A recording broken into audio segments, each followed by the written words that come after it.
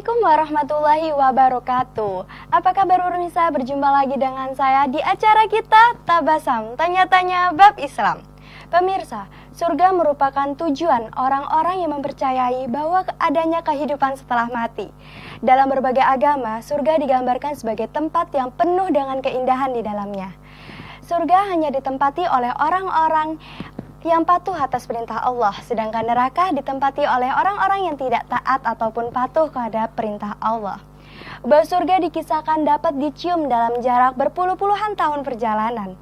Tapi tahukah pemirsa, ada beberapa golongan yang tidak bisa mencium bau surga. Kira-kira golongan seperti apa ya? Oke pemirsa, langsung aja simak video berikut ini. Tetapi setelah jeda berikut ini, jangan kemana-mana, tetap di Tabasam Tanya-Tanya Bab Islam.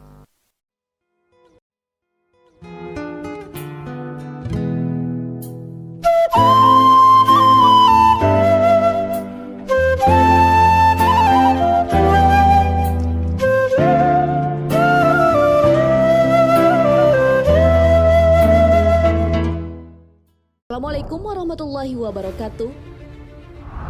Sahabat beriman, untuk menutup aurat, wanita menggunakan jilbab. Ada berbagai model dan jenis kain jilbab zaman sekarang. Cara pemakaiannya pun beragam. Untuk gaya pemakaian inilah yang harus diperhatikan. Sebab ada gaya jilbab yang ternyata terlarang. Yang manakah? Mengapa jilbab model itu dilarang? Jilbab gaya punuk unta. Memakai jilbab gaya punuk unta ternyata dilarang. Jilbab punuk unta ini bentuknya terlihat tonjolan pada bagian belakang kepala. Tonjolan inilah yang mirip seperti punuk unta. Lalu mengapa jilbab dengan gaya seperti ini dilarang? Hal itu karena Rasulullah SAW melihat golongan tersebut sedang berada di neraka. Beliau mengabarkan hal itu setelah peristiwa Isra Mi'raj. Ada dua model jilbab seperti itu tentunya harus dihindari. Bukannya sengaja membuat tonjolan itu dengan menggulung rambut atau membeli konde atau cepol. Walaupun beberapa orang menganggapnya bagus, tapi ganjarannya adalah neraka.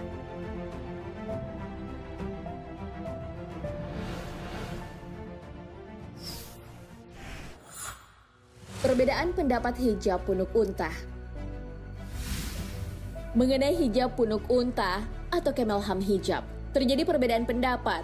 Syekh Ibnu Al-Utsaimin berpendapat bahwa gundukan yang ada di atas kepala itu baik berasal dari gulungan rambut atau bahan tambahan lain, kemudian ditutupi jilbab, dilarang dalam hadis yang disebutkan sebelumnya. Terlebih jika dilakukan untuk menarik perhatian orang lain. Namun jika ada keperluan lain, sehingga mengharuskan adanya gulungan di atas, itu diperbolehkan.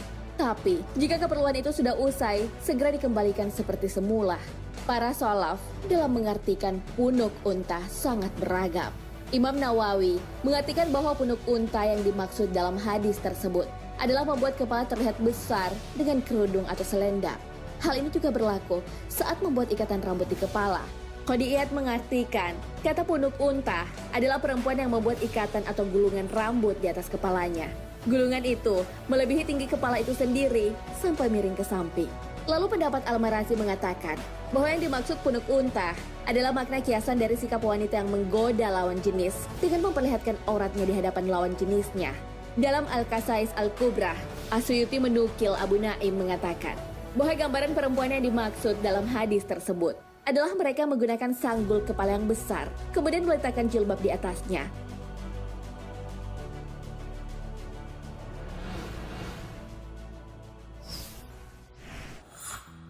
Gulungan di atas kepala dan di samping. Terkait gulungan rambut yang membentuk punuk, cendekiawan muslim era salaf membedakan gulungan rambut yang ada di atas kepala dan yang ada di belakang kepala. Jika gulungan rambutnya berada di belakang kepala itu diperbolehkan. Namun jika gulungan itu ada di atas kepala, menyerupai cara berpakaian laki-laki, yaitu memakai sorban dan gulungan rambut di atas kepala. Hal ini sejalan dengan yang tercantum dalam syarah Sahih Muslim dan syarah Al-Muhadzab yang ditegaskan oleh Imam An-Nawawi. Imam Al-Hajawi juga berpendapat demikian. Menurut beliau, sebab dilarangnya karena penyerupaan cara berpakaian laki-laki dan perempuan. Menurut Syekh Utsaimin, rambut yang dikumpulkan di atas kepala adalah terlarang. Tapi jika rambut itu dikumpulkan di tengkuk dan sedang berada di rumah, itu boleh. Namun apabila keluar rumah, rambut dikumpulkan di tengkuk terlarang. Hal itu dinilai sebagai tabarruj. Hal ini sejalan dengan pendapat Syekh Albani. Beliau mengatakan bahwa menggulung rambut sehingga menimbulkan tonjolan adalah sebuah kesalahan yang dilakukan oleh wanita. Hal itu dinilai telah menyelisihi salah satu syariat jilbab yang sudah ditulis beliau dalam kitabnya. Tidak boleh seorang wanita menggulung rambutnya di bagian belakang atau samping. Nah, sahabat beriman, itulah penjelasan mengenai jilbab model punuk unta. Rasulullah Shallallahu Alaihi Wasallam telah melihat wanita-wanita dengan jilbab model punuk unta berada di neraka. Beliau melihatnya saat peristiwa Isra Mi'raj. Oleh karena itu, beliau melarangnya agar kita tidak termasuk menjadi penghuni neraka. Nah, pemirsa, gimana nih sama video yang telah kita tayangin tadi? Semoga kita bukan salah satu orang yang ada di video tersebut ya. Na'udzubillah min dzalik. Padahal nih ya pemirsa, hal-hal seperti itu kan sangat sepele banget ya. Padahal di zamannya kita sekarang ini banyak banget yang ngelakuin seperti itu.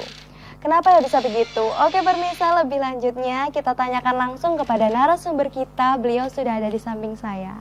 Assalamualaikum Bapak. Gimana nih Pak penjelasannya Pak Aan mengenai video yang telah kita tayangkan barusan?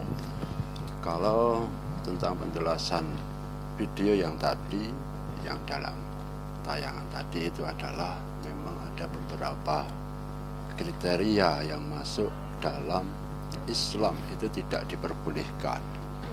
Malah bahkan hampir semuanya. Padahal seorang wanita itu kan sangat mulia sekali. Iya. Wanita itu imadul bilad, an-nisa'u imadul bilad, cagae negara. Jadi ketika dia akan menjadi sebuah cagak atau sebuah tombak untuk negara tersebut, ini mestinya akan tidak berbuat kesalahan.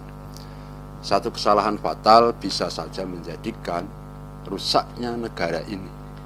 Jadi negara akan baik terserah seorang wanita, tapi mau rusak juga terserah dari para wanita yang ada di bangsa tersebut. Itu berarti kan penjabarannya itu tergantung dari para wanita yang ada di bangsa tersebut. Maka dari itu, dari hukum-hukum yang ada, semisal Islam menjabarkan tentang masalah-masalah yang di situ kira-kira tidak diperbolehkan. Karena apa? Karena kesombongan. Satu kesombongan bisa menghancurkan semuanya. Seperti hanya tadi ada seorang wanita yang memakai sepertinya kayak sanggul ya. Iya, kayak sanggul. Ya, seperti punuk unta. Itu sebuah hadis mengatakan semacam itu. Jadi di dalam hadis diterangkan ketika ada seorang wanita yang seperti punuk unta, makanya seperti punuk unta itu sudah masuk dalam dunia kesombongan.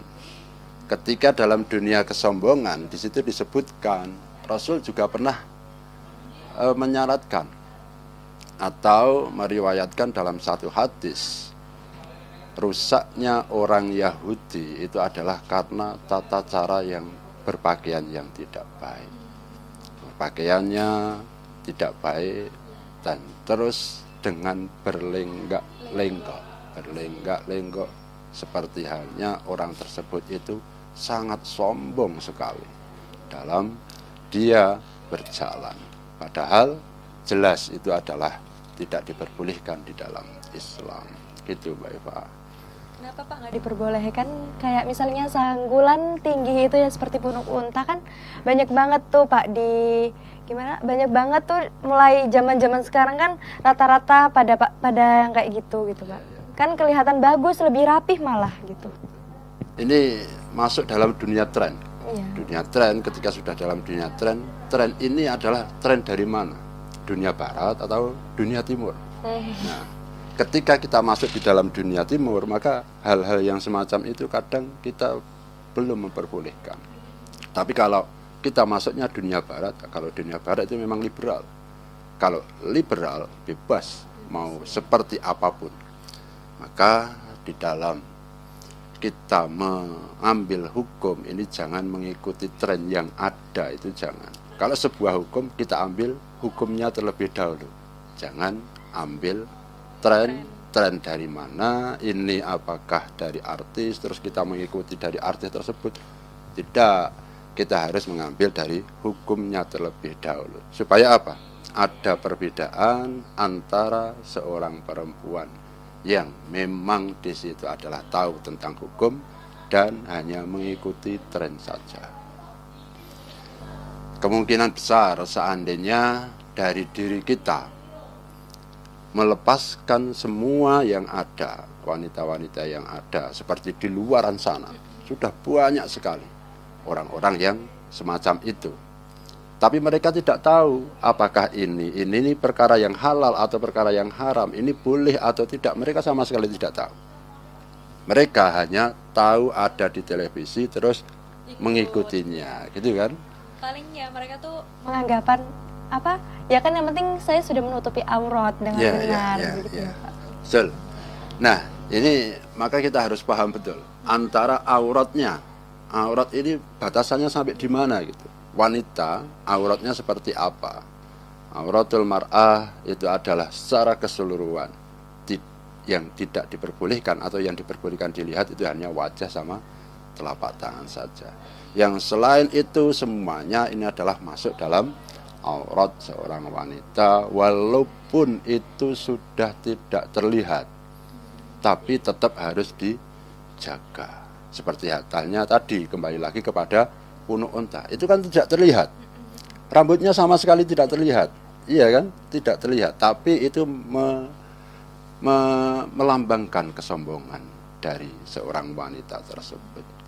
Jadi tidak bisa untuk mereka itu biar terlihat bagaimana lebih bagus atau lebih tren untuk saat ini. Maka sebuah hukum harus kita ambil. Kalau memang dari Rasulullah sudah seperti itu, ini tentunya sudah jelas bahwasannya larangan dari Rasul. Kita mengikuti sunnah itu adalah perkara yang wajib untuk dari diri kita itu sendiri. Karena dari sedikit kita harus mengikuti apa yang dingentikake ke Nabi tersebut. Jangan sampai kita meninggalkan ajaran dari Nabi yang sudah ada. itu tuh Pak, maksudnya dari Jadi kita tidak menganggap kayak menasabkan orang tua tuh seperti apa tuh? Kan tadi dijelasin di video bahwa ada, yaitu seperti apa itu? Ya, nasab. Iya, nasab. Nasab itu adalah keturunan, sebuah keturunan dari ayah langsung ke anak-anaknya.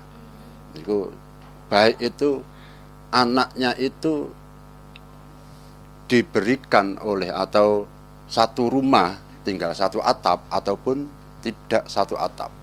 Ada yang ada kalanya anaknya itu diberikan kepada bule atau simbah atau keluarganya yang lain. Itu kadang ada yang seperti itu. Tapi mau tidak mau bahwasanya yang namanya nasab ini tetap harus kepada ayahnya yang asli. Ayahnya yang asli. Berarti seorang ayah itu memang betul-betul harus menanggung jawab dari anak-anaknya yang sudah dilahirkan melalui istrinya. Gitu.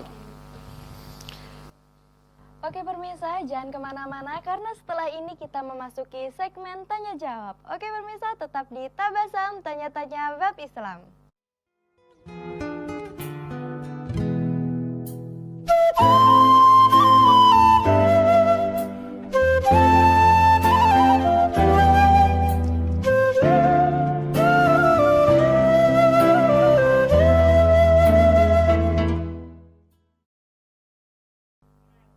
Terima kasih pemirsa masih setia di acara Tabasam Tanya-Tanya Bab Islam. Oke pemirsa, kali ini kita memasuki session tanya jawab. Nih Pak, ini ada yang tanya melalui chatting kita tuh, ada yang tanya, coba Pak tolong dijelasin mengapa golongan seperti itu tidak bisa mencium bau surga gitu Pak. Secara keseluruhan. bisa mencium. tidak bisa masuk ke surga. Ini berarti kan penjelasannya dari satu persatu. Iya ya Pak. Itu mengapa? Tapi yang salah satu di antara itu adalah ketika ada seorang anak itu tidak mau mengakui nasabnya kepada orang tuanya. Itu mau tidak mau dia itu adalah berbuat salah. Mengapa di situ itu salah? Karena orang tua seperti apapun, entah itu dia seorang muslim ataupun tidak, yang namanya orang tua ini tetap orang tua.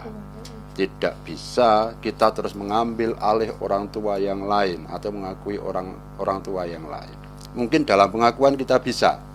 Mungkin seandainya saya mengakui dengan orang tua si A atau si B, itu mungkin bisa. Tapi kalau masalah nasab, mau tidak mau ini harus kepada orang tua yang asli. Karena apa? Karena di situ itu pembentukan diri kita ini adalah melalui dari orang tua kita yang asli. Mulai dari mani sampai darah, sampai ke daging dan sampai menjadi diri kita itu. Maka di situ itu tidak bisa kita tidak mau menganggap kepada orang tua kita, itu tidak bisa, sama kalau tidak bisa. Maka ketika semacam itu berarti itu adalah muncul satu ketidakkepercayaan, muncul kesombongan dari dia, tidak mau mengakui kepada orang tuanya. Dikarenakan malu gitu ya. Iya, dikarenakan mungkin karena malu, kadang ada yang seperti itu, mungkin karena orang tuanya kurang dianya ngopeni, dalam artian dalam Jawa itu tidak ngopeni kepada anaknya. Ya memang banyak orang tua yang semacam itu saat ini ya.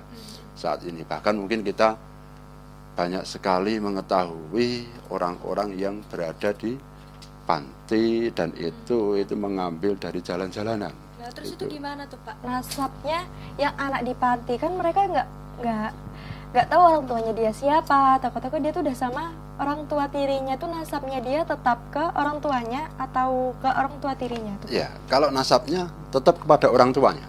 Kalau nasabnya, nasab aslinya tetap kepada orang tuanya. Nah, tergantung dari panti atau yayasan tersebut ini mengambil anak tersebut itu jelas atau tidak. Karena ada dua kriteria yang ada di yayasan atau yang ada di panti tersebut. Kadang ada yang memang menyerahkan ke panti, tapi kadang ada yang memungut di jalan atau di bak sampah mungkin. Itu kan kadang ada yang semacam itu. Iya. Jadi memang dunia saat ini sudah Masya Allah, tanda-tanda akhir zaman sudah banyak kelihatan sekali yang muncul di hari akhir-akhir ini. Dan maka dua kriteria itu mestinya ini harus kita pisah. Tidak bisa langsung kita pukul rata.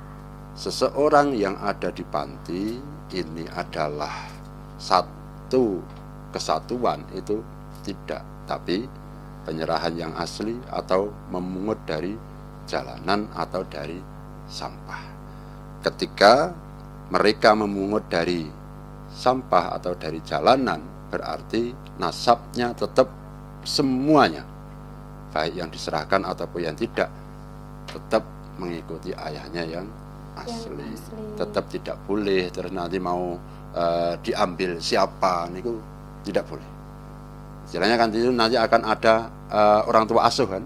Ketika ada orang tua asuh, itu orang tua atau dia ini tidak bisa diambil secara nasab, itu tidak bisa. Oke Pak. Oke pemirsa, nggak kerasa nih kita sudah 30 menit menemani Anda. Semoga tema kita hari ini bermanfaat untuk Anda yang di rumah ataupun untuk saya sendiri. Sekian dari saya, Syarifatul Hasanah. Wassalamualaikum warahmatullahi wabarakatuh.